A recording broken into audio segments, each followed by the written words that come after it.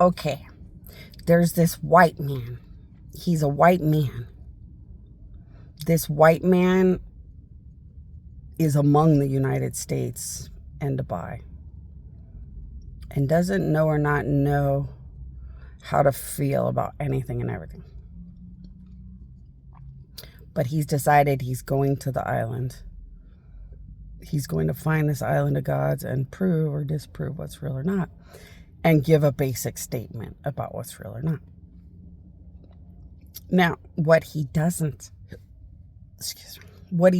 know is that he was, how do you call it? Have you ever heard people talk about other lives, reincarnation, and you're like, could that really be real?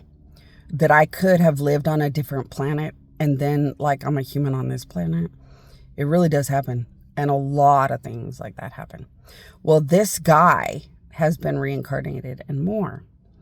In his actual existence, I have unlimited power and authority to make sure he can go find out the truth, come back, and spend the rest of his life telling the truth.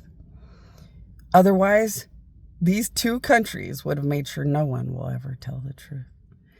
If there's not enough power of God to sit and force the truth to come through people, it won't happen.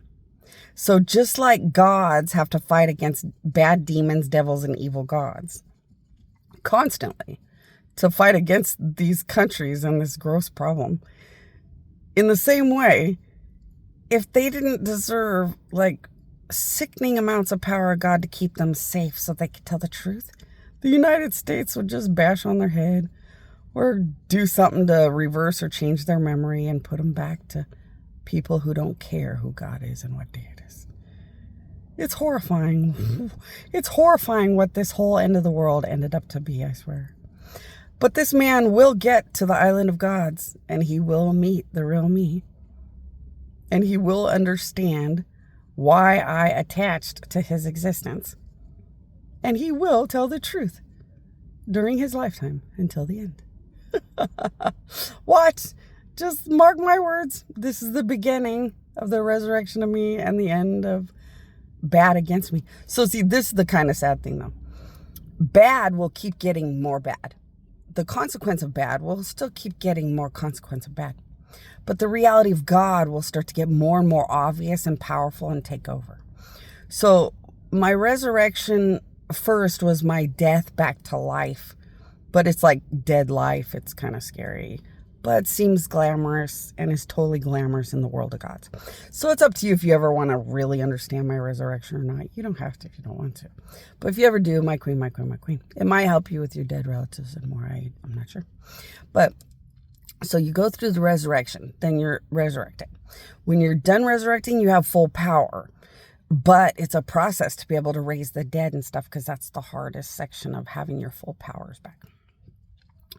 Then you get to where you can do this and get certain chosen people that have enough power of God magnitude to be able to resurrect the reality of the power of the greatness of the truth of my existence and start building piles of people around the world that just speak the truth among the 666 Antichrist dead, so that the battle of good against bad, it can be a real fair battle. So see, in these countries made deals with bad demons, devils, and evil gods, so that the truth of my existence would never be something anybody acknowledges or talks about. So people would just die and not care.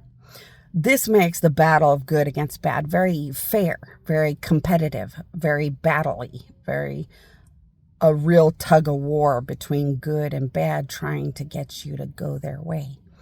Kind of like the real reality of an angel on your left shoulder and a bad devil on your right shoulder or something, pulling you in good and bad while you decide ultimately what destination or direction you will pick to end up where you end up by the end. And that's what these people are. This man that has declared he's going to go to the island and is among those countries that are enemies. He's going to go to the island. He's going to come back and tell the truth as he knows and sees it and thinks it. And he is the beginning of people around the world doing that today.